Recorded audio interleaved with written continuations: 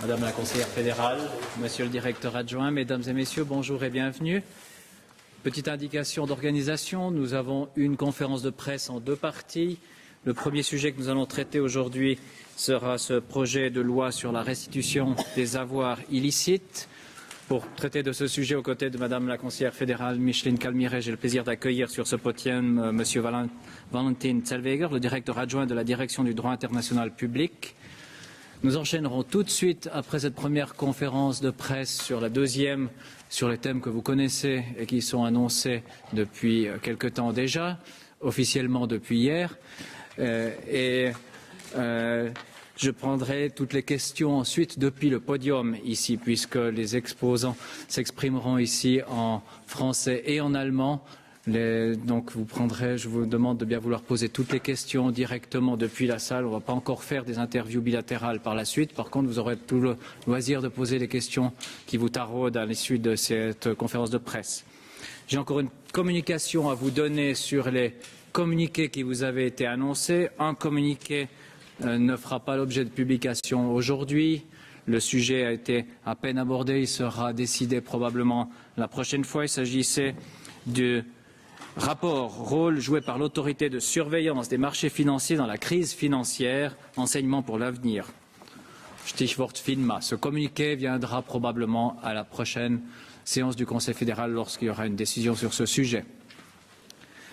Un deuxième communiqué devrait vous parvenir encore cet après-midi sur la suite à donner à la décision du tribunal fédéral sur l'augmentation de la redevance sur le trafic des poids lourds liés aux prestations, la RPLP, LSVA.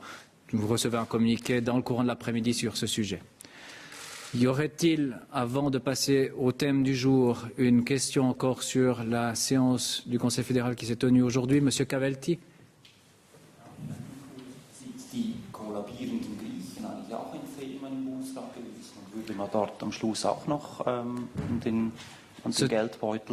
Ce thème a été très brièvement abordé à l'issue de la séance du Conseil fédéral et le Conseil fédéral s'entretiendra dans une de ses prochaines séances à nouveau sur ce thème, sur une proposition du département des finances. Je pourrais tout à l'heure éventuellement poser une question encore au ministre concerné. Je m'excuse, je vois que les micros n'étaient pas branchés. Est-ce que les informations que je vous ai données sur la publication des communiqués vous sont parvenues? Est-ce que les informations aussi d'ordre organisationnel sur le fait que je vous demande de poser les questions directement depuis la salle, puisque Madame la conseillère fédérale s'exprimera en français et Monsieur le conseiller fédéral Merz en allemand, je vous demande de poser toutes les questions depuis la salle. Vous avez tous bien compris, c'est bon. Dans ce cas, je passe pour le premier sujet la parole à Madame la conseillère fédérale. Merci beaucoup, Monsieur Simonazzi. Mesdames et Messieurs, bonjour. Le Conseil fédéral a approuvé aujourd'hui le projet de loi fédérale sur la restitution des avoirs illicites et son message. Cette mesure, comme vous le savez, renforce la protection de la place financière suisse et elle contribuera à éviter que des fonds illicites puissent être placés en Suisse. Cette adaptation législative correspond à un appel lancé par les plus hautes autorités judiciaires suisses. Dans un arrêt rendu dans l'affaire Duvalier le 12 janvier 2010, le tribunal fédéral avait en effet considéré que les conditions posées par l'entraide judiciaire, je cite, apparaissent trop strictes pour ce genre d'affaires. Il avait dès lors invité le législateur à apporter des corrections et les allègements nécessaires. Le Conseil fédéral a voulu aller très vite de l'avant dans ce sens et c'est pourquoi il a soumis le 23 février 2010 le projet de loi fédérale sur les restitutions d'avoirs illicites à la consultation des cantons, des partis politiques et d'autres milieux intéressés. Cette consultation s'est achevée le 16 avril dernier. Plus de 50 groupes d'intérêt se sont exprimés dans le cadre de la procédure de consultation et à son issue, on peut affirmer que la très grande majorité d'entre eux s'est exprimée en faveur du projet tel qu'il a été voulu par le Conseil fédéral. Avec l'approbation de la loi et de son message par le Conseil fédéral, une étape de plus est franchie dans cette direction en vue d'assouplir les conditions de l'entraide judiciaire avec des États fragiles, c'est-à-dire avec des États qui connaissent des situations de défaillance. Des cas comme celui de Mobutu et Duvalier ne devraient plus pouvoir se produire. Le Parlement pourra ainsi se prononcer sur cette loi, si possible déjà durant la session d'été. Et si le Parlement accepte que la loi s'applique au cas des avoirs Duvalier, il ouvrira la voie qui permettra au tribunal administratif fédéral de se prononcer sur leur sort. Concrètement, le projet comporte 3 outils en matière d'avoirs illicites de personnes politiquement exposées. Il s'agit tout d'abord du blocage. Avec cette nouvelle loi fédérale, le Conseil fédéral pourra bloquer de tels avoirs lorsqu'aucune solution n'a pu être trouvée dans le cadre de l'entraide judiciaire en cas de situation de défaillance de l'État auteur de la demande. Le Conseil fédéral n'aura plus besoin d'avoir recours à l'article 184 alinéa 3, c'est-à-dire à la Constitution, pour bloquer les avoirs de potentats. Il sera désormais possible non seulement de bloquer de tels avoirs, mais également de les confisquer. La confiscation, c'est le deuxième pilier, le deuxième outil de cette loi. Elle institue une présomption d'illicéité des avoirs et dans le cas où l'enregistrement des personnes politiquement exposées, l'enrichissement des personnes politiquement exposées est manifestement exorbitant et lorsque la corruption est notoire dans l'état d'origine des avoirs. Si l'origine licite des avoirs n'est pas démontrée par l'ayant droit, ils peuvent alors être confisqués. Cette confiscation est faite au profit de la population de l'État spolié, ce qui m'amène à aborder maintenant le troisième outil de cette loi, à savoir la restitution des avoirs. La loi contient des lignes directrices qui concernent la restitution des valeurs patrimoniales confisquées au profit de l'État d'origine. Il est prévu que la restitution puisse se faire par l'entremise de différents mécanismes via des organisations internationales ou bien des organisations non gouvernementales. L'objectif de la restitution est d'améliorer les conditions de vie de la population de l'État d'origine. Avant de conclure cette brève présentation de cette loi, je tiens à rappeler encore 2 points. La loi vise à perfectionner le système en place dans le cadre de l'entraide judiciaire qui fonctionne d'ores et déjà bien aujourd'hui. Grâce à ce système, la Suisse a restitué aujourd'hui 1,7 milliard de francs à différents États qui ont été spoliés. Cette loi ne vise qu'à résoudre les cas dans lesquels l'entraide ne fonctionne pas bien en raison de la défaillance de certains États, en raison de la fragilité et de la faiblesse de certains États. La loi, deuxième remarque, est l'illustration de la politique claire que mène le Conseil fédéral depuis plus de 20 ans pour éviter que la Suisse ne serve de refuge à l'argent des dictateurs et des hommes politiques corrompus. Elle assure que la Suisse conserve sa place de pionnière en matière de recouvrement d'avoirs. Au bout du compte, c'est une affaire de justice. Je vous remercie de votre attention. Merci Madame la conseillère fédérale. Est-ce que vous avez des questions sur ce thème? Je vous en prie, Monsieur Roboté. 2 choses. Il est dit dans le communiqué que vous souhaitez une entrée en vigueur la plus rapide possible. Je pense notamment au cas pendant pour Haïti. Au fond, dans quel délai est-ce que vous imaginez ça possible? Bon, il faut les procédures maintenant que les procédures parlementaires normales puissent se produire. On espère l'année prochaine, oui. Est-ce que ça concerne aussi d'autres pays que Haïti ou est-ce qu'on peut presque parler d'une Lex Haïti? Non, ça peut potentiellement concerner d'autres États. J'avais noté les restitutions que nous avons faites maintenant et les problèmes que nous avons eus. Nous avons eu le cas des Philippines, le cas du Pérou, le cas de l'Angola, le cas du Nigeria, le cas du Kazakhstan et il y a certains cas où l'État n'est pas défaillant et où vous pouvez passer par une demande d'entraide judiciaire normale, les procédures normales, et d'autres où les États posent problème. Oui, mais ma question, c'est ça, vous citez des cas passés, n'est-ce pas? Est-ce qu'actuellement... La loi permettra que des cas comme Mobutu et Duvalier ne puissent pas se produire. Mais est-ce qu'actuellement, il y a d'autres cas que Haïti qui sont pendants et qui pourraient être concernés par cette loi? Non. Mais... Pas qu'on sache. Il se peut qu'il y ait des cas qui ne pourront pas être résolus dans le futur, mais pour le moment, on est conscient d'aucun autre cas. Oh, mais justement, est-ce qu'il n'y a pas le cas Mobutu quand même? Non. C'est des cas qui sont du passé, comme vient de le dire votre collègue. On a réglé toute une série de cas du passé. Dans le cas de Haïti, je dois dire franchement que cette histoire m'a fait mal au cœur parce qu'on est typiquement face à un État défaillant. Un État défaillant du fait d'un certain nombre de raisons, un État fragile qui est dans l'incapacité, qui a été dans l'incapacité de produire pour différentes raisons une demande d'entraide judiciaire et où là, on a besoin d'une loi comme celle-là pour que des cas comme ça ne se reproduisent plus et même dans le cas de Haïti pour que ça ne puisse pas se produire. Là, c'est un cas actuel. Mais le cas du Congo est quand même alors assez frustrant parce que vous n'avez pas pu restituer cet argent dans un pays qui est l'un des plus pauvres de la planète où il y a des énormes violences et tout ça, quoi. Mais c'est la raison pour laquelle on veut aller vite. C'est la raison pour laquelle on voudrait aller vite dans ce dossier.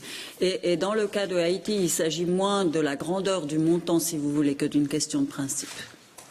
Mais pour le Congo, pour revenir encore, c'est trop tard alors? Non, c'est pas trop tard. Non, c'est pas trop tard. Pourquoi pas, hein? Mais non, c'est pas trop tard, parce que là, on a encore la chance de pouvoir traiter ce cas avec cette loi de façon rétroactive. Y a-t-il d'autres questions sur ce thème? Monsieur Bourquin. Oui, mais Madame la conseillère fédérale, il y a un certain nombre d'ONG qui demandaient cette loi, mais maintenant elles sont assez critiques en disant que ça ne va pas assez loin et que notamment au niveau de la procédure, c'est trop restrictif de qui peut faire les demandes. Qu'est-ce que vous leur répondez? Bon, écoutez, moi je crois que cette loi, elle est importante. Elle est importante parce que la Suisse joue là un rôle de pionnier. On peut vouloir toujours faire plus et vouloir réclamer plus, mais là, la Suisse joue un rôle de pionnier. Bien sûr, nous avons maintenu le fait d'une possibilité de conciliation. Bien sûr, certains pourraient vouloir aller plus loin dans le contrôle de l'utilisation des fonds, mais je crois qu'avec cette loi, on s'est donné un instrument qu'aucun autre pays dans le monde n'a. La Suisse est pionnière dans ce domaine. Je trouve que ça vaut la peine de le rappeler. Nous avons fait tout un travail pragmatique, sans avoir véritablement une loi sur la base de l'entraide judiciaire. Mais maintenant, il nous faut cet instrument. On s'est rendu compte, notamment dans les derniers cas que nous avons, les cas Mobutu et de Haïti, qu'il faut véritablement avoir un instrument. Et je crois qu'avec les 3 outils que je vous ai décrits, on a un instrument dans les mains avec lequel on pourra travailler, y compris pour restituer aux pays d'origine des montants pour qu'ils soient mis à la disposition des populations. Pour moi, c'est l'important. On verra les débats au Parlement, on verra si le Parlement souhaite renforcer certaines des dispositions, mais je trouve qu'avec l'instrument qu'on a, on a déjà quelque chose dans les mains que n'a aucun autre pays. Merci. Y aurait-il encore une question sur ce thème? Ce n'est la dernière, alors, avant que nous passions au deuxième thème. Si jamais il y a encore d'autres questions, vous pouvez toujours y revenir après. Monsieur Bourquin. Par rapport justement à la restitution, vous avez dit notamment que c'était pour des programmes de développement. Qu'est-ce que vous avez comme garantie au moment où vous redonnez cet argent qui sont bel et bien utilisés pour ces programmes de développement? Alors, il doit y avoir un monitoring. Il doit y avoir un monitoring qui est instauré, si vous voulez, un suivi qui est instauré. Il est prévu dans la loi que ce suivi soit fait en accord avec l'État récipiendaire, l'État bénéficiaire. Si un accord n'est pas possible, ça va être un monitoring de la part du département des Affaires étrangères. On peut le faire en association, par exemple, avec la Banque mondiale, ce qu'on avait fait pour la restitution des fonds Abacha. On avait fait un suivi et mandaté la Banque mondiale pour faire ce suivi de l'utilisation des fonds. Évidemment, l'idée n'est pas de restituer les fonds pour qu'ils retournent dans les poches de potentats, mais pour qu'ils soient véritablement mis au bénéfice de la population, d'où l'idée de l'octroyer pour des projets de développement, mais ça sera suivi. Merci. Je vous propose de faire une petite minute de pause, le temps que nous laissions s'installer sur le podium Monsieur le conseiller fédéral Merz et changer les journalistes qui doivent être changés.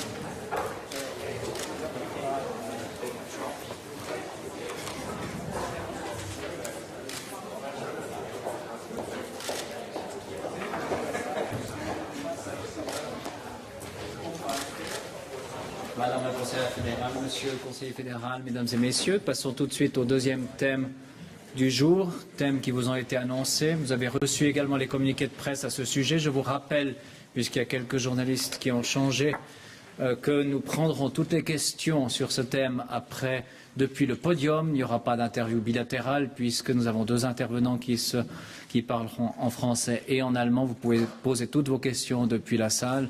Nous ne ferons pas d'interview bilatérale par la suite.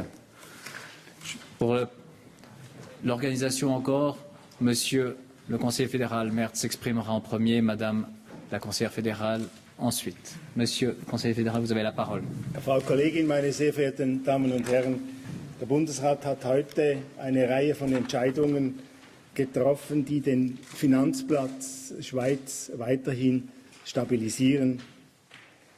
Das Risiko, dass erneut einem systemrelevanten Finanzinstitut mit Steuergeldern unter die Arme gegriffen werden muss, soll zusätzlich und deutlich reduziert werden.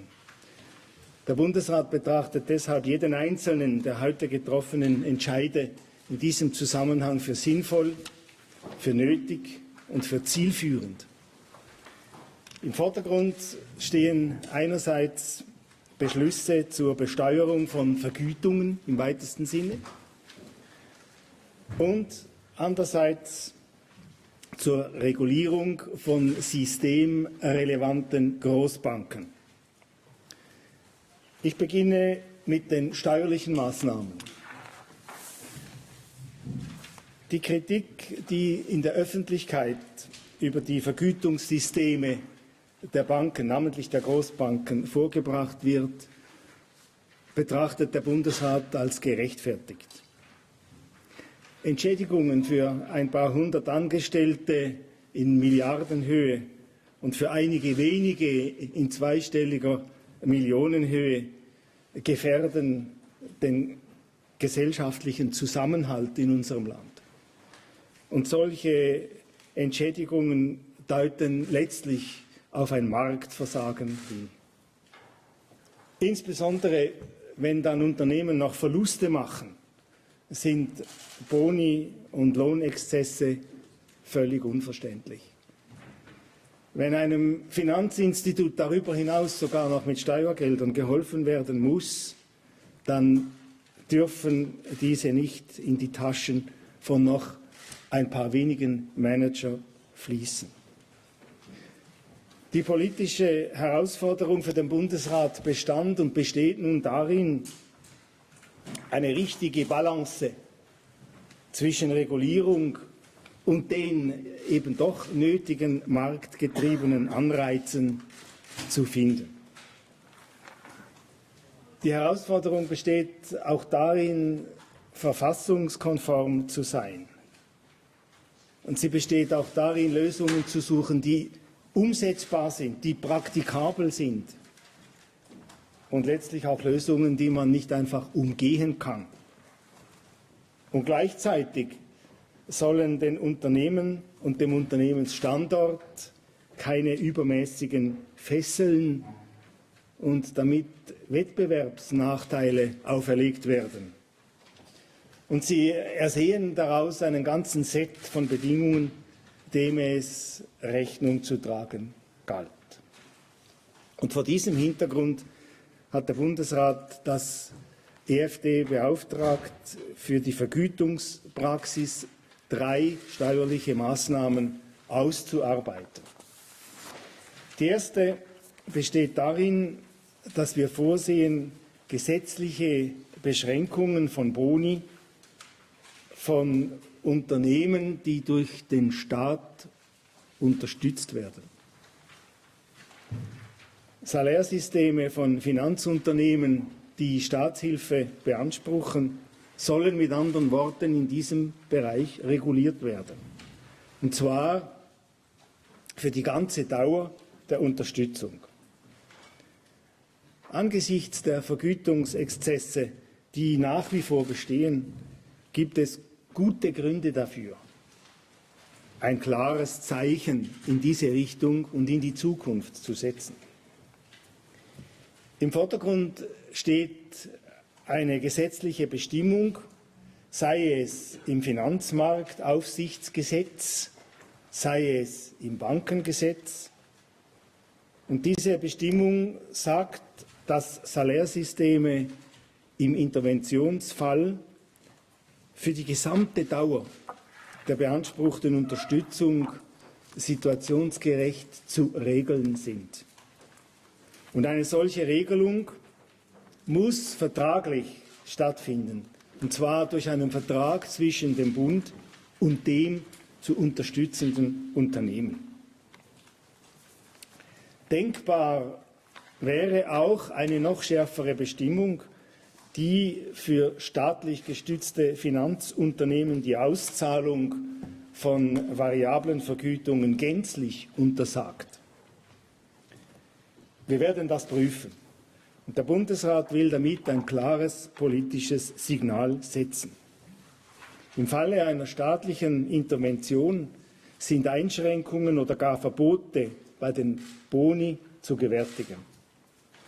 Wir werden diese Vernehmlassungsvorlage bis im Herbst ausarbeiten. Ich komme zu einem zweiten steuerlichen Geschäft.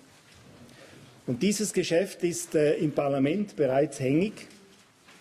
Es handelt sich nämlich um die Besteuerung von Mitarbeiteroptionen. Die Aktienbesteuerung ist geregelt. Und bei den Optionen ist es jetzt darum gegangen, dass beide Räte zur sogenannten Ausübungsbesteuerung übergegangen sind. Das heißt, sie wollen, dass künftig solche Optionen besteuert werden im Zeitpunkt, zu dem Geld fließt. Das kann nach einigen Jahren der Fall sein. Die Differenz, die zwischen den beiden Räten jetzt noch besteht, ist die, dass der Ständerat bereit wäre, einen Einschlag, sprich einen Rabatt von 10% vorzusehen, währenddem im Nationalrat die Tendenz besteht, 6% zu gewähren. Der Bundesrat wird nun auf eine solche Privilegierung durch Freibeträge und Rabatte verzichten. Er will damit Fehlanreize bei der Entlöhnung von Mitarbeiteroptionen beseitigen. Das heißt, solche Geldwerteleistungen werden genau gleich besteuert wie irgendein anderes Einkommen auch. Nicht schlechter und nicht besser. Der Bundesrat wird im Mai die dazu zuständige Kommission, das ist die Wirtschafts- und Abgabekommission WAC, mit diesem Geschäft wieder konfrontieren und dieser Kommission den Antrag stellen, die Beratung in diesem Sinne aufzunehmen und dann auch so abzuschließen. Das kann zeitlich rasch geschehen. Kommen wir zur dritten steuerlichen Maßnahme. Hier geht es um die unternehmensgewinnorientierte variable Vergütungsbestandteilbesteuerung bei der Gewinnausschüttung. Das tönt jetzt etwas kompliziert und sieht ein bisschen nach Dschungel aus, nicht wahr? Deshalb ein paar Worte, um was es sich hier handelt. Banken und Versicherungen haben variable Vergütungen, die in der Regel vom Unternehmensergebnis abhängen, und sie versteuern das als Gewinn. Bei der Vergütung kann grundsätzlich zwischen dem Fixlohn und den variablen Vergütungen unterschieden werden. Variable Vergütungen ihrerseits hängen von der individuellen Leistung des Mitarbeitenden oder des Kaderangehörigen ab und andererseits aber auch vom Unternehmensgewinn. Das sind in der Regel die beiden Komponenten, auf denen diese individuellen variablen Vergütungen beruhen. Gewinnorientierte variable Vergütungen sind mithin Beteiligungen am Gewinn des Unternehmens. Und sie sollen deshalb künftig nach Meinung des Bundesrates auch so besteuert werden. Und dabei sollen zwei Regeln gelten. Die erste, die abzugsfähige individuelle variable Vergütung darf den Fixlohn nicht überschreiten. Und die zweite, die Praktikabilität erfordert, dass wir hier eine Grenze setzen. Und wir denken an 2 Millionen Franken. Der Bundesrat schlägt vor, die Gewinnsteuer auf die gewinnorientierte variable Vergütung auszuweiten. Und die Gewinnsteuer fällt natürlich beim Unternehmen an. Mit anderen Worten, hier handelt es sich um eine Besteuerung primär beim Unternehmen, wo die Abzugsfähigkeit solcher Gewinnanteile beschränkt wird. Damit wird ein Anreiz geschaffen, auf exzessive Vergütungen beim Unternehmen zu verzichten. Die Bezüger von solchen variablen Vergütungen werden wie bisher einkommensbesteuert und sie haben auf ihrer Einkommenssteuer auch die üblichen Sozialversicherungsbeiträge zu entrichten. Das Finanzdepartement wird dem Bundesrat in Zusammenarbeit mit den beteiligten Departementen bis im Herbst eine Vernehmlassungsvorlage unterbreiten. Der Bundesrat will mit diesen Maßnahmen sinnvolle und nachhaltige Salärstrukturen fördern, ohne dem schweizerischen Unternehmensstandort übermäßige Fesseln und Wettbewerbsnachteile aufzuerlegen. Die Lösung ermöglicht es nämlich, den Unternehmen selbst, wenn sie einmal keine Gewinne machen, entsprechende Vergütungen auszubezahlen. Nur werden sie dann eben auf der Stufe des Unternehmens nicht privilegiert behandelt. So viel, meine Damen und Herren, zu den Steuerentscheiden. Jetzt zum Thema Too Big to Fail. Die jüngste globale Krise hat uns eindrücklich gezeigt, wie eng das Schicksal nicht nur des Finanz-, sondern eben vor allem auch des Werkplatzes mit den Entwicklungen in den Finanzmärkten und in den Finanzsektoren verknüpft ist. Eine Gefährdung der Finanzstabilität bedroht somit eben auch die übrige Wirtschaft. Über 2/3 der 100 weltweit größten Banken haben in den letzten 2 Jahren staatliche Unterstützung bekommen. Für die Schweiz hat der Fall UBS unmissverständlich offengelegt, dass der Staat systemrelevante Großbanken nicht untergehen lassen kann. Oder ich sage jetzt einmal, konnte. Too-big-to-fail-Institute kamen so in den Genuss einer Staatsgarantie, die sie eigentlich nie abgegolten haben. Sie können somit angemessen hohe Risiken eingehen. Und für diese Risiken muss im Krisenfall letztlich das Gemeinwesen haften. Und so wird ein zentraler Sanktionsmechanismus des Marktes, nämlich letztlich vielleicht der Konkurs, ausgehebelt. Der Bundesrat hat diesen Handlungsbedarf erkannt und schon im November des letzten Jahres eine Expertenkommission eingesetzt. Wir haben sie Ihnen damals präsentiert.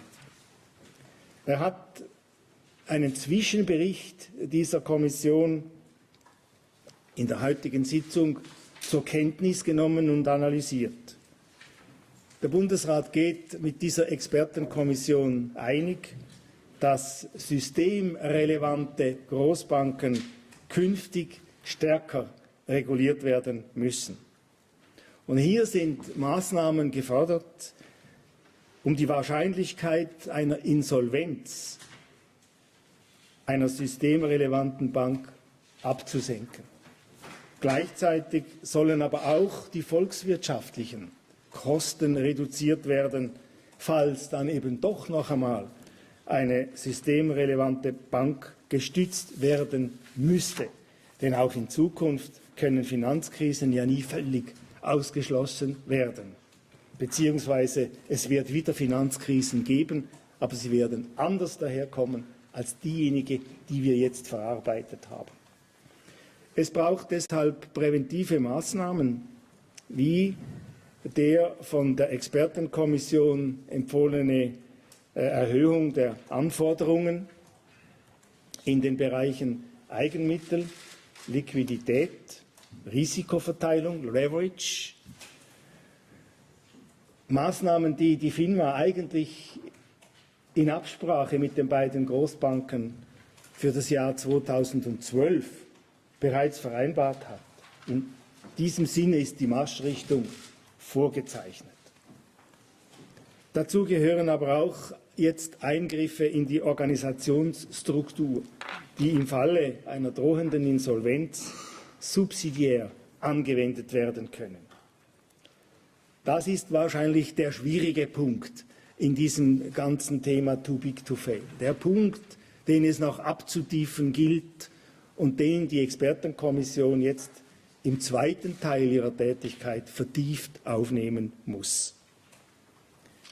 Im Mai wird das EFD zusammen mit dem EDA und dem JPD, also mit den beiden Departementen, die den Ausschuss bilden, zuhanden des Parlaments eine verbindliche Planung für die Änderung des Bankengesetzes zur Lösung der Too-Big-to-Fail-Problematik unterbreiten.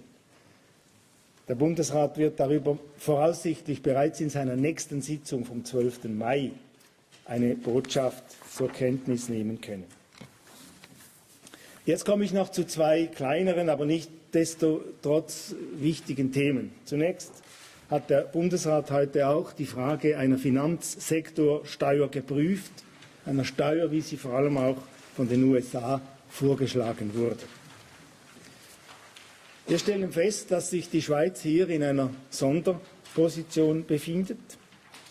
Aus unserer Beteiligung an der UBS ist ja bekanntlich kein Verlust entstanden, sondern im Gegenteil. Wir konnten sie mit einem Gewinn von 1,2 Milliarden veräußern. Und auch die Mittel, die wir eingesetzt haben für die Konjunkturstabilisierungsmaßnahmen, sind im Rahmen der Schuldenbremse und damit unseres ordentlichen Haushaltes geblieben. Die Finanzstabilität ist nach Überzeugung des Bundesrates in erster Priorität also durch regulatorische Maßnahmen wie verschärfte Auflagen im Bereich der Eigenmittel, Liquidität, Leverage, wie ich jetzt eben Ihnen dargelegt habe, sicherzustellen. Die Einführung einer Finanzsektorsteuer erachtet der Bundesrat zum heutigen Zeitpunkt als nicht angezeigt. Die Schweiz ist jedoch bereit, eine Finanzsektorsteuer dann zu erwägen, wenn sich international ein koordiniertes Vorgehen, beispielsweise im Rahmen der G20, abzeichnet. Und zum letzten Thema, die Kostenauferlegung für die Begleitung der UBS. Hier haben wir beschlossen, dass dem Bund für die Behandlung der Amtshilfegesuche der USA im Zusammenhang mit Steuervergehen vom Juli 2008 und vom August 2009 nach heutigen Schätzungen Kosten von 40 Millionen Franken erwachsen. Die besonderen Umstände, die wegen des Verhaltens der UBS in den USA zu den beiden Amtshilfegesuchen des IRS, Internal Revenue Services, das ist die amerikanische Steuerbehörde, geführt haben, rechtfertigen es, der UBS diese Kosten in Rechnung zu stellen. Der Bundesrat legt daher den eidgenössischen Räten den Entwurf für einen Bundesbeschluss über die Auferlegung der Kosten für die Behandlung beider Amtshilfegesuche auf die UBS vor. Dieser Beschluss ist nur für diesen Fall UBS anwendbar und regelt diese spezifische Kostensituation. Mit diesen verschiedenen Maßnahmen hat sich der Bundesrat heute intensiv beschäftigt. In allen Fällen ist er zu klaren Entscheidungen gekommen und in allen Fällen wird er nun dem Parlament zu gegebener Zeit die entsprechenden Botschaften unterbreiten. Meine Kollegin schmunzelt schon. Schmunzelt, was heißt das? Sorry, voilà. weil sie weiß, jetzt ist sie am Anfang. Chers collègues, mesdames et messieurs, je suis convaincue, et le rapport de la commission d'experts confirme cette conviction, qu'en raison de la grande concentration qui caractérise notre secret bancaire, nous avons vraiment besoin de solutions. Celles-ci, lorsque la prochaine crise arrivera, ce que nous espérons pas, nous permettront de ne pas être placés devant les mêmes choix désagréables qu'il y a une année et demie. Le cas UBS a clairement démontré qu'il est temps d'agir. Je me réjouis du fait que le Conseil fédéral ait décidé de se saisir de la problématique de too big to fail, ça veut dire trop grand pour faire faillite, et qu'il trouve nécessaire de mettre en place des mesures législatives à ce sujet.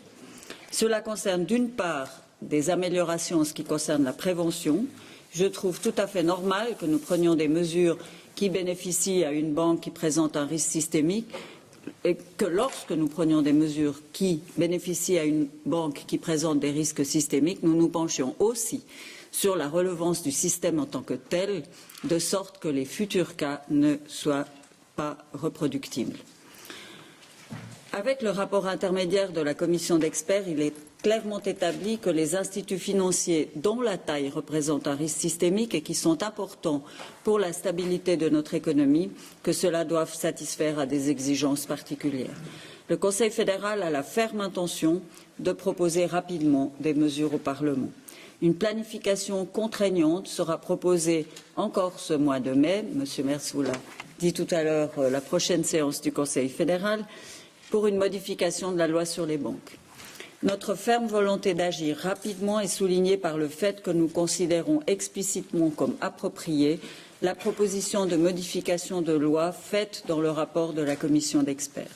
Cette proposition prévoit pour les banques d'importance systémique une nouvelle législation qui permettrait d'augmenter les exigences dans les domaines du capital, de la liquidité et de la répartition des risques. Il s'agit là d'un volant préventif.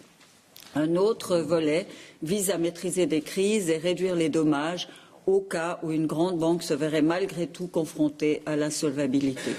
La législation proposée autoriserait subsidiairement des interventions par l'instance de contrôle dans l'organisation des banques, comme par exemple la structure, la conduite, ainsi que les flux intragroupes de liquidités et de capitaux.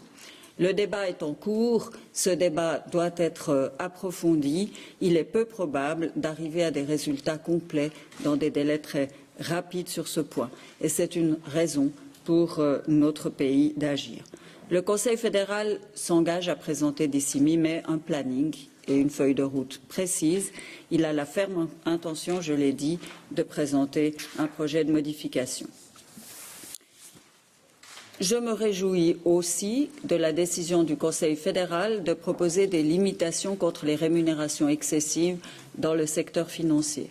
En faisant aujourd'hui des propositions concrètes dans le domaine fiscal qui conduiront à des limitations des bonus excessifs, des incitations pour ne pas arriver dans des situations excessives, nous soulignons ici que les mesures prises jusqu'à maintenant n'étaient pas suffisantes. Il convient de ne pas inciter, mais de décourager aussi les bonis dont les montants ne peuvent être justifiés par le travail fourni. La critique des rémunérations excessives dans le domaine bancaire est légitime. Il n'est pas acceptable que certains bonus pour un petit nombre de personnes n'ayant plus aucun lien avec des prestations individuelles mettent en péril la cohésion sociale de la Suisse. Ces rémunérations excessives touchent de plus à la problématique de la stabilité financière. La mise en place de systèmes de rémunération inappropriés a en effet poussé les banques à prendre des risques exagérés et à contribuer au déclenchement de la crise financière. Les mesures proposées aujourd'hui par le Conseil fédéral sont un signal fort. Elles ont comme effet incitatif de limiter les rémunérations excessives. Les bonus sont particulièrement gênants quand les entreprises concernées enregistrent des pertes. Et c'est pour cette raison que le Conseil fédéral propose que ces rémunérations soient dorénavant réglementées aussi longtemps que ces entreprises auront besoin de soutien. Nous espérons naturellement qu'un tel cas de figure ne se reproduise plus à l'avenir. La deuxième mesure qui est proposée dans le domaine des bonis aura par contre un effet limitatif sur tous les bonus excessifs dans le secteur financier. C'est certainement la mesure la plus significative. À l'avenir, la rémunération variable dépendant du bénéfice qu'accordent les banques et les assurances ne sera plus considérée fiscalement comme une charge de personnel, mais comme une distribution de bénéfices. L'entreprise devra ainsi payer pour cette forme de bonus l'impôt sur le bénéfice des sociétés. Par contre, elle continuera à pouvoir déduire de son bénéfice à titre de charge de personnel la rémunération variable qui est imputée individuellement aux collaborateurs. De tels bonus ne devront toutefois plus dépasser le montant des salaires fixes. La troisième mesure changera finalement la taxation des options pour ainsi garantir une égalité de traitement entre l'octroi d'options de collaborateurs et les autres formes de rétribution. Dans ce contexte et dans le contexte de l'accord UBS, c'est-à-dire un accord visant à protéger une banque d'importance systémique d'un danger qui menacerait son existence, la question systémique en tant que telle est la question des bonus au sein d'institutions financières soutenues par l'État. Il est normal que cette question soit discutée. Je dois cependant ajouter que le conflit entre ordre juridique et souveraineté avec les États-Unis doit de toute façon être résolu. Je ne vois pas d'alternative à l'accord UBS, et ceci pour un certain nombre de raisons, avant tout de politique étrangère. Tout d'abord, la persistance d'un conflit de souveraineté et d'une dissension entre les ordres juridiques de la Suisse et des États-Unis pèserait lourdement sur les relations américano-suisses. Et deuxièmement, si l'accord n'était pas approuvé par le Parlement, Washington pourrait réactiver la plainte contre UBS et d'autres banques risqueraient aussi d'être en ligne de mire. Enfin, si vous me permettez une réflexion plus politique, nous ne pouvons pas ne pas transmettre d'informations sur des clients dans des cas concrets de soustraction continue de montants importants d'impôts, alors que nous concluons avec de nombreux pays, dont les États-Unis, de nouvelles conventions de double imposition qui permettront bientôt d'accorder l'entraide administrative en cas de soustraction fiscale simple. Je suis bien sûr consciente du fait qu'il s'agit là d'une part d'infractions passées et d'autre part d'infractions futures, mais tout de même. Encore un mot sur la taxation du secteur financier sur laquelle le Conseil fédéral s'est également penché ce matin. Pour le Conseil fédéral, des exigences réglementaires à l'égard des banques représentent des mesures appropriées pour accroître la résistance du système financier aux crises. Ces mesures régulatrices sont plus efficaces selon nous que des mesures fiscales, des mesures de taxation du secteur financier. Par conséquent, le Conseil fédéral s'oppose en principe à l'instauration d'une taxe sur le système financier. Mais si une solution coordonnée devait se révéler sur le plan international, associant le G20, les principales places financières, le Conseil fédéral pourrait être amené à reconsidérer sa position. Mesdames et Messieurs, les décisions prises par le Conseil fédéral aujourd'hui sont, je n'hésite pas à les qualifier de nécessaires et d'intelligentes. Elles visent la prévention, c'est-à-dire éviter la situation dans laquelle nous sommes trouvés il y a 1 an et demi. Je vous remercie de votre attention. Merci Madame la conseillère fédérale. J'ouvre volontiers la séance de questions. Qui souhaite poser la première question? Je vous rappelle de bien appuyer sur les boutons qu'on vous entende et qu'on vous repère. Monsieur Alonso, première question. Oui, bonjour. Est-ce que l'UBS est encore une entreprise qui est aidée? Est-ce que vous considérez que l'UBS est encore une entreprise aidée par l'État? Est-ce que le cas des 23 milliards à la BNS font toujours et encore de l'UBS une entreprise subventionnée? Factuellement, vous avez raison, mais en ce qui concerne cette législation, vous ne pouvez pas le faire en retour, mais seulement en avant. Raison pour laquelle cette solution ne vaut pas pour UBS. Ni pour cette année, ni pour l'année prochaine. UBS pourra continuer à verser les bonus qu'elle veut à ses dirigeants. Nous n'avons pas de base légale aujourd'hui pour pouvoir imposer de cette manière comme je l'ai présenté, puisqu'il n'y a pas un contrat. La base sera, à partir de maintenant, si jamais ce cas devrait arriver, à nouveau, un contrat entre la banque avec des subsidies et la Confédération, ce qui n'existe pas aujourd'hui. Ce que nous faisons, c'est de régler une telle situation pour le futur. Bien sûr que nous espérons que ce transfert des illiquides, des fonds illiquides se fera encore cette année ou l'année prochaine aussi vite que possible. Ça sera un accord entre FINMA et la banque. Et il va de soi que ces discussions ont lieu régulièrement, mois par mois, et je ne doute pas que ça pourra se régler encore cette année ou l'année prochaine.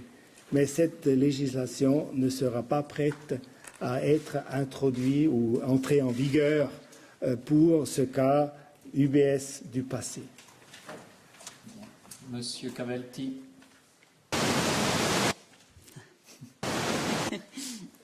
Frau Galmire, der Zeitplan entspricht ja nicht demjenigen, den Ihre Partei eigentlich einfordert mit den Maßnahmen.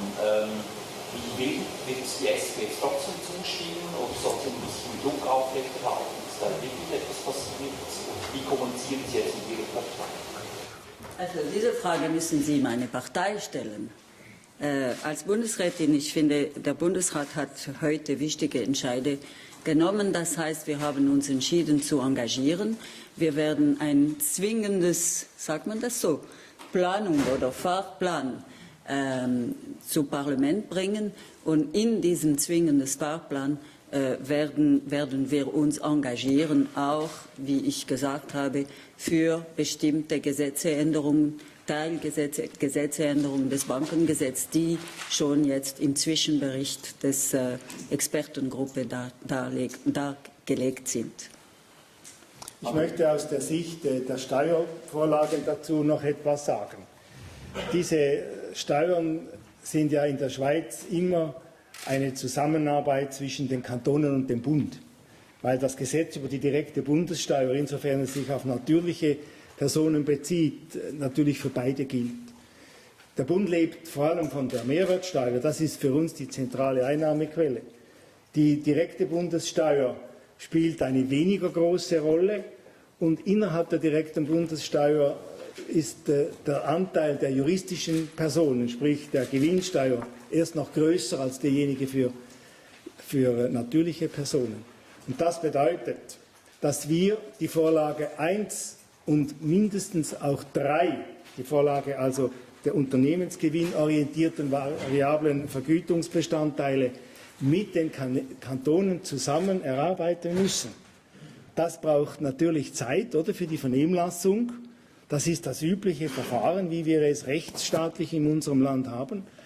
Und dieses Verfahren garantiert eben auch Rechtssicherheit für die Steuersubjekte, auch für den Finanzplatz, für ausländische Anleger, die davon ausgehen können, dass wir nicht über Nacht irgendwelche Steuerreformen im steuerlichen Bereich über das Knie brechen. Und deshalb sind uns dort natürlich die zeitlichen Limiten ganz klar gesetzt. Wir werden ohne entsprechende Vernehmlassungen diese Planungen nicht umsetzen können und wollen.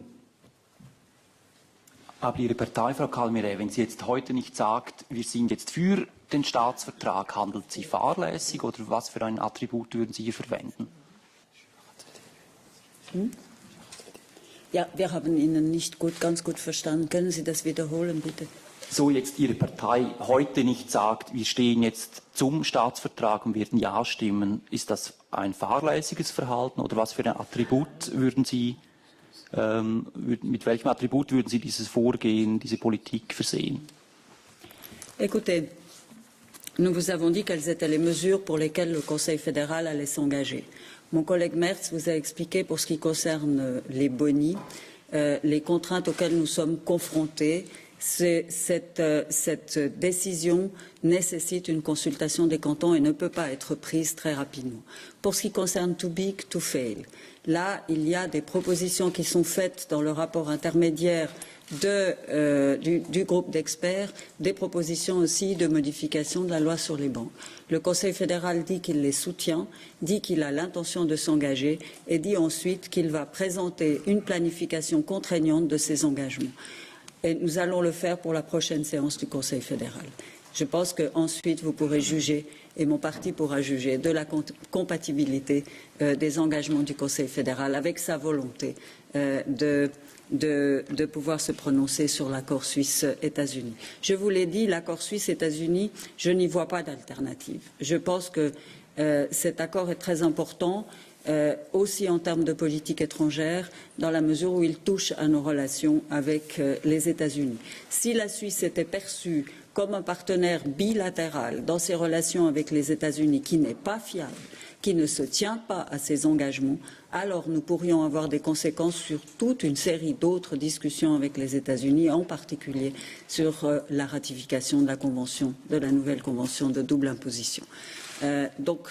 Pour moi, cet accord est très très important, pour le Conseil fédéral aussi, pour mon collègue aussi. Nous souhaitons qu'il passe la ronde, mais nous sommes, avec les mesures que nous avons décidé de prendre pour elles-mêmes aussi, too big to fail est nécessaire. La question des bonis est nécessaire. De prendre des mesures de régulation dans le domaine du secteur financier, c'est quelque chose qui est nécessaire et qui est intelligent si nous ne voulons pas nous retrouver dans la situation précédente, nonobstant aussi l'accord avec les États-Unis. Donc nous sommes engagés, nous voulons le faire. Nous avons un certain nombre de contraintes de temps, nous en sommes conscients. Monsieur Piazza d'abord. Zwingender Fahrplan, das ist, glaube ich, ein neuer politischer Begriff. Wie verbindlich ist er überhaupt? Ja, wir haben, meine Damen und Herren, heute eine Anzahl von Projekten präsentiert und mit jedem Projekt haben wir Ihnen den Zeithorizont separat aufgezeigt. Und diese Zeithorizonte sind unterschiedlich. Wie ich vorhin sagte, bei den steuerlichen Vorlagen wird es den üblichen rechtsstaatlichen Weg gehen, da führt nichts daran vorbei. Was die Geschichte too big to fail betrifft, Frau Kollegin Calmire hat es gesagt, dort gibt es Bereiche, die eigentlich bisher schon nicht bestritten waren. Ich nehme insbesondere die Regulierung im Zusammenhang mit Eigenkapital, mit Liquidität und mit Leverage Ratio. Dort bestehen ja bereits Abmachungen zwischen der FINMA und den beiden Großbanken, die ab dem Jahr 2012 Geltung haben sollen. In diesem Bereich ist es durchaus möglich, zeitlich Zeit zu gewinnen, würde ich sagen. Aber es gibt im Bereich Too Big to Fail einen Abschnitt, der heikel ist, und das ist die Frage von Organisation und Struktur. Und da wird es auch nicht möglich sein, innerhalb Tagen oder Wochen eine Lösung zu präsentieren, die auch vernehmlasst ist. Ich gebe Ihnen die Stichworte dazu: Trennbankensystem, Holding, Tochtergesellschaften und so weiter. Das sind Fragen, die man ganz gründlich prüfen muss und die mit Too Big to Fail zu tun haben, aber die sich in Gottes Namen nicht beschleunigen lassen. Und da gibt es keinen zwingenden Fahrplan. Von mir aus gesehen, ich bin ja nicht ein Vertreter der schweizerischen Bundesbahnen, aber der Fahrplan ist immer zwingend, oder? Er sagt nämlich, wann ein Zug abfahren und wann er wieder ankommen soll. Monsieur Krauthammer. Sie verweisen ganz konkret auf diesen Planungsbeschluss und dort auch auf Artikel 28 des Parlamentsgesetzes. Gibt es einen vergleichbaren Fall, den man auch, bei dem man das ein bisschen bebildern könnte, wie das nun funktioniert? Ja, das ist die Legislaturplanung, die im Prinzip nach diesem System abläuft. Monsieur Robertet. Une question à Monsieur Merz. Concernant les bonus, est-ce que vous n'avez pas un peu l'impression de manger votre chapeau pendant des années? Pendant des années, vous avez expliqué que ce n'était pas le rôle de l'État de se préoccuper de ça. Vous avez expliqué que vous faisiez confiance à l'autorégulation des milieux financiers. Aujourd'hui, vous défendez le contraire. Ich habe, als diese ganze Bankengeschichte kam, nicht dort angefangen. Das stimmt, weil ich der Überzeugung bin, dass es einen Markt gibt für fast alles, unter anderem auch für gute Kader. Und ich habe Ihnen gesagt, wir müssen auch hier aufpassen, dass wir die Marktgesetze nicht außer Kraft setzen. Und ich denke, dass es uns gelungen ist, hier Maßnahmen zu finden, welche den Kader und den Mitarbeitermarkt eben nicht töten, welche ihn auch nicht étouffé. Aber in Bezug auf die Haltung gegenüber den Banken, den Großbanken namentlich, in diesen Bonusfragen habe ich in der Tat mit der Zeit eine Ernüchterung erfahren, aber schon längere Zeit her. Das ist ja nicht verboten. Ich bin ein Anhänger der Marktwirtschaft. Ich glaube, ich werde sie auch künftig verteidigen. Aber wenn man sieht, dass die Marktwirtschaft versagt, und hier hat sie versagt, dann muss man auch den Mut haben, einmal seine Meinung anzupassen und zu sagen, es sind jetzt Maßnahmen nötig. Ich kann Ihnen im Staat eine ganze Menge von Dingen sagen, wo man einfach einmal Entwicklungen zur Kenntnis nimmt und denkt, es gibt vielleicht eine Einsicht, es gibt vielleicht eine Regelung, es ist vielleicht ein Problem, das sich von selber löst, und irgendwann stellt man fest, nein, es muss eingegriffen werden. Und der Interventionismus entspricht nicht dem liberalen Credo, er ist aber nicht auszuschließen. Ça signifie donc clairement que même s'il n'y avait pas la discussion au Parlement au mois de juin sur l'accord avec les États-Unis sur l'UBS, même s'il n'y avait pas ça, aujourd'hui, vous défendriez ce projet? Nein, ich bin mit diesem Projekt so einverstanden, unabhängig vom Vertrag. Ja, c'est juste. Donc, du solltest ja sagen. Er hat eben die Frage negativ gestellt. Oder? Wenn er die Frage positiv gestellt hätte, hätte ich ja sagen. Also Spaß beiseite. Ich glaube, wir sollten und müssen diese Dinge schon trennen. Natürlich gibt es, ob man das will oder nicht, meine Damen und Herren, machen wir uns nichts vor. Es gibt gewisse politische Zusammenhänge, die sich jetzt entwickeln. Aber letztlich hat diese Geschichte der Besteuerung von exzessiven Boni und dem Too Big to Fail eine eigene Dynamik. Ganz klar, das ist die Erfahrung, die wir machen mussten, unabhängig vom Vertrag mit den USA. Dass diese zeitliche Koinzidenz jetzt besteht, das ist so, das ist halt in der Politik manchmal so. Aber wir müssen diese Probleme sowieso lösen. Und ich bin der Überzeugung, dass es dem Bundesrat gelungen ist, Marktlösungen eben zu finden. Wir verbieten ja Boni nicht. Wir sagen nur, wenn jemand Boni bezahlen will, dann sind die an gewisse Bedingungen gebunden künftig. Und wenn ein Unternehmen diese Bedingungen erfüllt, dann soll man auch künftig Boni bezahlen können. Wir setzen einerseits bei den Mitarbeiteroptionen bei den Steuerpflichtigen an, beim Steuersubjekt, indem wir sagen, die Steuersubjekte werden alle gleich behandelt. Und wir setzen bei der unternehmensgewinnorientierten variablen Vergütung eben beim Unternehmen an und sagen, wenn du dir das leisten kannst, den Handelsgewinn so zu gestalten, dass du trotzdem noch Boni bezahlen kannst, dann sollst du das tun. Ich denke, das sind marktgerechte Lösungen. Monsieur Gobet. Toujours sur cette question des bonis, est-ce que vous n'avez pas fait seulement la moitié du chemin? On voit d'autres pays, je pense au Royaume-Uni par exemple, qui lui a créé un impôt supplémentaire sur ces bonis. Pourquoi ne pas être allé jusque-là? Es gibt ganz unterschiedliche Lösungen. Ich war ja am Wochenende jetzt in Washington im Internationalen Währungsfonds, konnte dort auch mich austauschen mit den Kollegen Finanzministern und Ministerinnen, Frauen dabei. Und ich stelle fest, dass hier die Lösungen völlig auseinandergehen. Es gab natürlich auch unterschiedliche Ausgangslagen. Wir haben jetzt aus der Sicht des Bundeshaushaltes gesehen, diese 6 Milliarden mit der Pflichtwandelanleihe auf jeden Rappen wieder zurückbekommen und darüber hinaus sogar einen Gewinn von 1,2 Milliarden.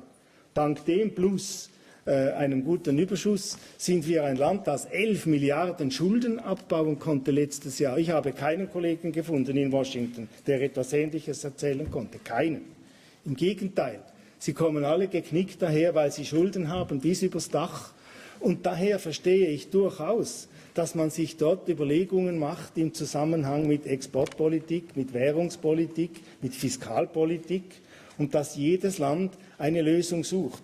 Und es ist bezeichnend, dass am letzten Donnerstag eine Sitzung der G20-Finanzminister stattgefunden hat und am Freitag dann eine zweite, wo die nicht G20, aber IMF-Minister, zu denen ich als Schweizer gehöre, auch eingeladen waren, dass man dort ein Kommuniqué veröffentlicht hat, in dem jetzt neuerdings steht, jedes Land soll seine eigene Lösung suchen. Das ist neu. Vor einem Jahr in Washington war davon noch nicht die Rede. Vor 2 Jahren hat man die Krise beurteilt als solche. Man war sich einig. Vor einem Jahr hat man den Handlungsbedarf festgestellt. Und in diesem Jahr stelle ich fest, jetzt wird von regionalen Lösungen und sogar von länderbezogenen Lösungen gesprochen. Und wir glauben deshalb, dass wir mit diesen Maßnahmen zum Ziel kommen, weil wir keine Staatsschulden aufbauen mussten. Je voudrais juste rajouter un mot sur ce qui caractérise les décisions du Conseil fédéral, aussi bien en matière de boni qu'en matière de too big to fail. Ce qui caractérise notre position, c'est d'avoir des mesures régulatoires et d'avoir des mesures incitatives, et non pas des mesures qui sont liées à des taxes particulières. Nous sommes par exemple, pour ce qui concerne too big to fail, nous prévoyons des nouvelles législations qui permettraient d'augmenter les exigences dans le domaine du capital, des liquidités, de la répartition des risques. Tout ça, ça rentre dans le domaine, si vous voulez, de la prévention et de l'incitation. C'est la manière de faire que nous avons choisi de suivre et nous pensons que cette manière de faire est plus efficace que d'autres.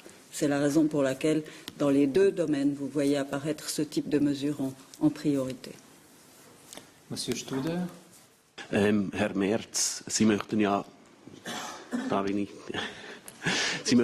gegen Lohnexzesse vorgehen, aber die gibt es ja nicht nur bei Banken, sondern auch in anderen Branchen. Weshalb macht man da quasi eine Strafsteuer für eine Branche und nicht eine Gleichbehandlung aller Unternehmen, egal in welcher Branche? Ist das nicht heikel?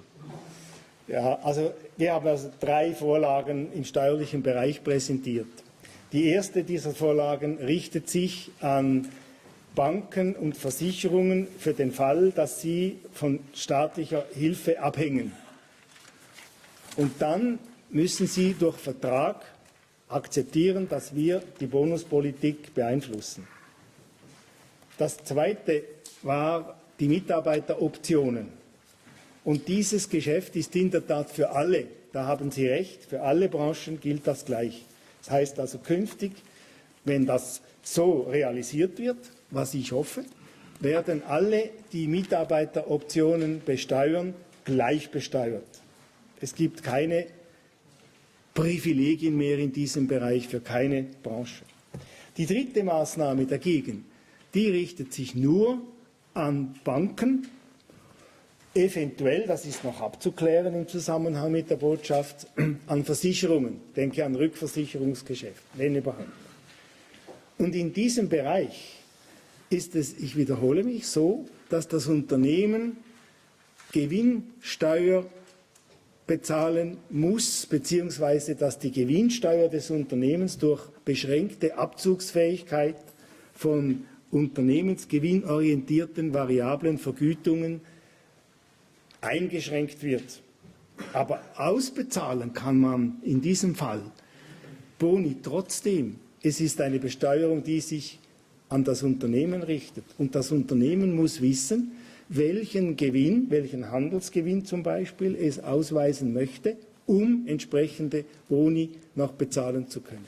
Das ist branchenbezogen, wenn Sie so wollen. Aber die anderen Maßnahmen sind keine Strafen und aus dieser Maßnahme gibt es auch keine sogenannten Strafen für andere Branchen. Noch schnell eine Nachfrage. Weshalb macht man diese dritte Maßnahme nur für die Banken? Also wie begründen Sie das, dass die anderen nicht betroffen sind davon? Doch, die dritte Maßnahme schon. Weil in diesem Bereich eben diese Anreize am exzessivsten dahergekommen sind. Monsieur. Ja, ich habe zur ersten Maßnahme eine Frage. Sie haben vorhin gesprochen davon, dass man da einen Vertrag machen würde und das situationsgerecht beurteilt.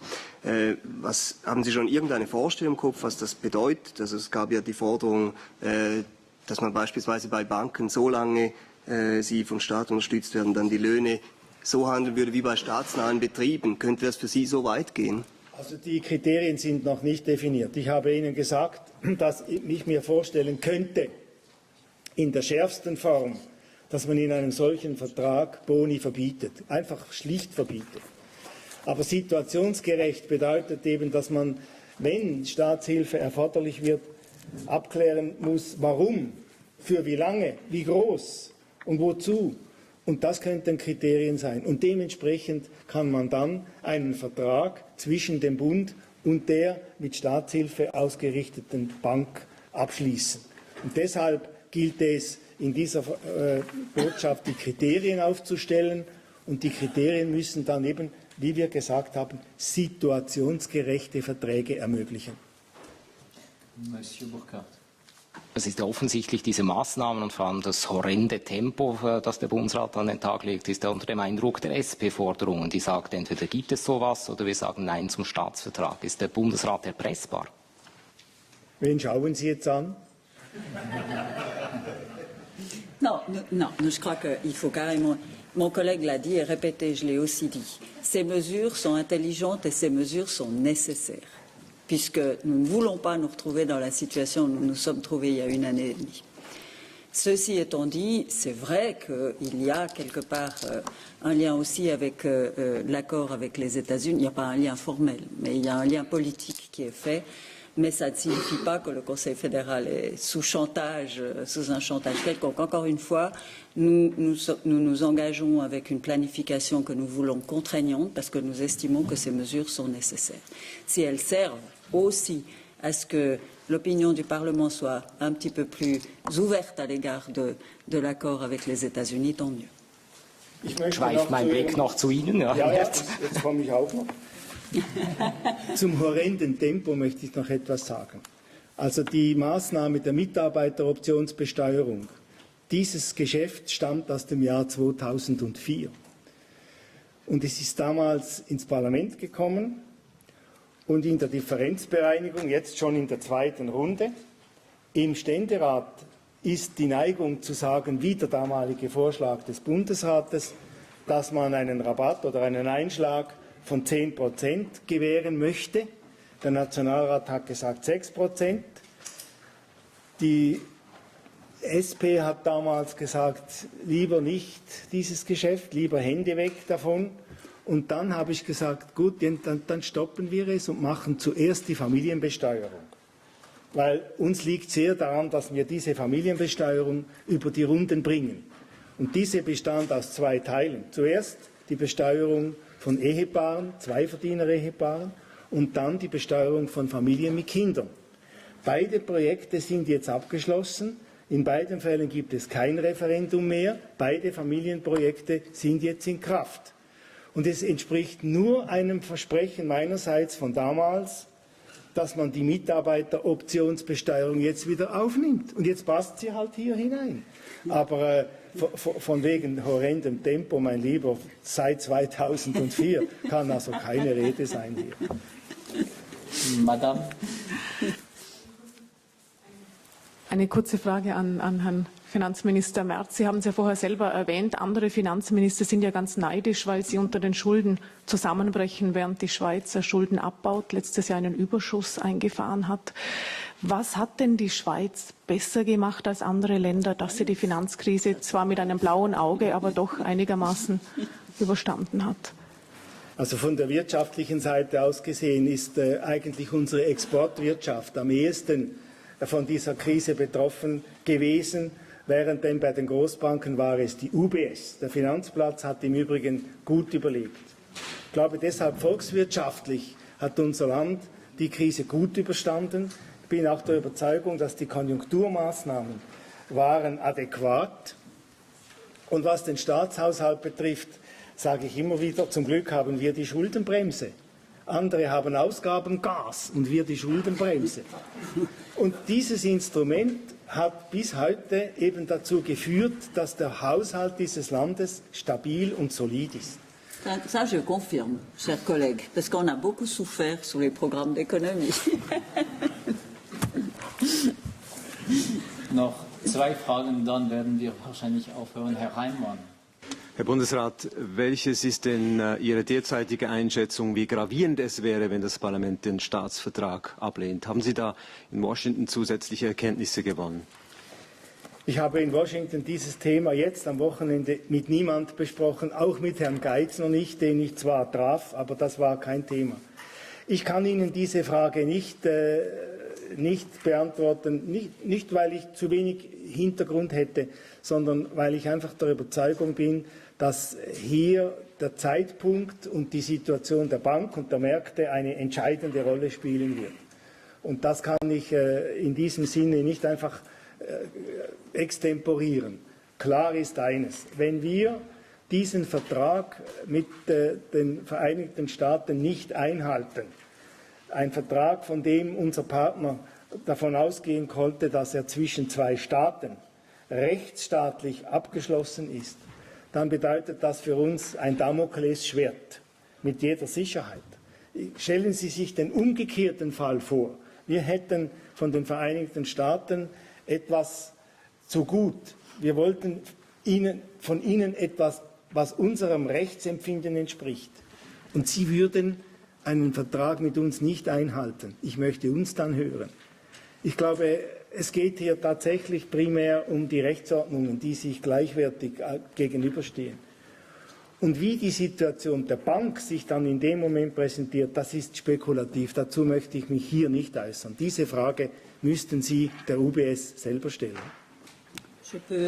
Je peux rajouter quelque chose là-dessus.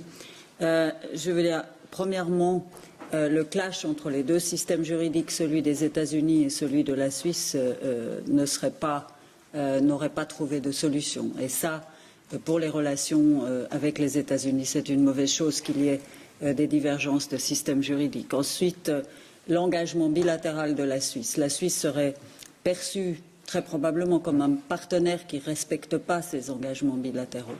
Et par conséquent, pourquoi, allez-vous me dire, le Sénat américain se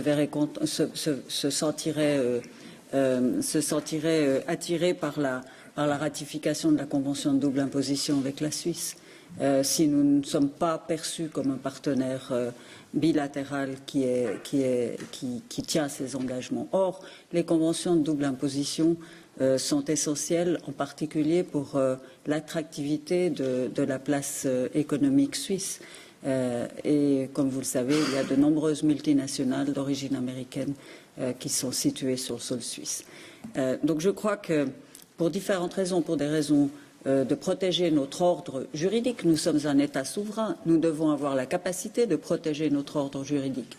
Et le fait d'avoir pu conclure un accord pareil avec les États-Unis qui protégeait l'ordre juridique suisse est quelque chose d'extrêmement important. Avec une grande puissance, nous avons montré notre capacité de défendre notre ordre juridique. Maintenant, il s'agit de tenir nos engagements. Monsieur. Sie wollen ja die unternehmensgewinnabhängigen Boni der Gewinnsteuer unterstellen. Können dann die Banken nicht einfach ausweichen auf leistungsbezogene Boni? Also ist das nicht sozusagen ein Schlupfloch? Ja, ich habe Ihnen, glaube ich, gesagt, es gibt zwei Regeln. Eine ist die, dass die Boni nicht höher als der Fixlohn sein dürfen. Das ist eine gewisse Garantie dafür. Aber natürlich, eine ganz letzte Garantie wird man nie haben. Das sieht man auch jetzt bezogen auf die Frage, die Sie mir gestellt haben im Ausland. Oder in England gibt es jetzt auch Umgehungsmöglichkeiten. Wir wollten versuchen, ein System zu präsentieren, bei dem diese Umgehungsmöglichkeiten minimisiert werden. Monsieur Alonso encore. Madame Calmiret, vous avez dit tout à l'heure que si l'accord UBS n'était pas avalisé, il se pouvait que d'autres banques suisses pouvaient être en ligne de mire aux États-Unis. Il me semblait, j'avais toujours cru que cet accord ne concernait que l'UBS aux États-Unis. Et donc, est-ce que vous avez connaissance alors d'autres banques qui auraient par le passé, d'autres banques suisses qui auraient par le passé agi de manière illégale aux États-Unis également, comme on en entend souvent parler? Non, je n'ai pas connaissance de cas pareils. Mais théoriquement, on ne peut pas exclure que des cas similaires puissent se présenter, mais je n'ai pas de connaissance. Monsieur. Noch eine kurze Frage zur Too-Big-to-Fail-Problematik. Sie sprechen ja im Kommuniqué von Eindämmung der Problematik. Vieles ist noch offen, das haben Sie selber gesagt, aber wie weit möchten Sie am Schluss denn gehen? Soll es nur eine Eindämmung sein oder soll dieses Systemrisiko am Schluss schlicht nicht mehr existieren? Also Bankgeschäft ist immer Risikogeschäft, immer. Und Sie werden bei Bankgeschäften das Risiko nie ausschließen können. Im Gegenteil. Banken müssen Risiken eingehen. Sie sind dazu da. Unser Problem muss es sein, dass die Risiken handhabbar sind, dass man die Risiken frühzeitig erkennt, dass die Risiken nicht in Schaden verwandelt werden können und dass diese Risiken rückführbar sind in Form von Krediten. Das sind die Faustregeln des Bankings. Und diese Faustregeln müssen wir pflegen. Und wir sind der Meinung, sie sind eben nicht gepflegt worden, weil man hat Geschäfte getrieben im Zusammenhang mit den Subprime-Hypotheken und mit den damit verbundenen Versicherungsgeschäften, die eben das Risiko nicht mehr handhabbar machten. Und das ist der Punkt. Kurz nachgefragt, das heißt, der Staat wird letztlich immer in einer Form dieses Risiko tragen müssen? Nein, der Staat muss den Banken aber sagen, ihr müsst einen Rahmen haben, in dem ihr eure Risiken jederzeit handhaben könnt. Und das bedeutet, dass wir Banken in Dimensionen haben müssen, in denen dann, wenn sie ihre Risiken übertreiben, wenn sie zum Beispiel Konkurs gehen, dass wir sagen können, auch eine Bank muss das Recht haben, Konkurs gehen zu können. Aber dann darf sie nicht die ganze Volkswirtschaft mitten in den Abgrund reißen, wie das bei der UBS der Fall gewesen wäre, wenn sie im Jahr 2008 Konkurs gegangen wäre. Das ist der Punkt. Und hier gilt es, Regulierungen zu finden, die diese Risiken so erkennbar und handhabbar machen, dass ein Eingriff seitens des Staates, wenn die Bank einmal Konkurs gehen sollte, nicht mehr nötig ist. Und solche Beispiele gibt es, meine Damen und Herren. In den USA sind eine ganze Reihe von Banken Konkurs gegangen, ohne dass der Staat eingreifen musste. Aus verschiedenen Gründen. Entweder waren sie klein dimensioniert, sodass sie nicht die Volkswirtschaft in Mitleidenschaft gezogen haben, oder sie hatten hinten bereits eine Auffanggesellschaft oder sie hatten ein Netz von Beziehungen, in das gewisse Kundenbeziehungen eingebracht werden konnten. Und auf diesen Punkt müssen wir kommen. Voilà, merci. Nous allons conclure ici. Bon après-midi à toutes et à toutes.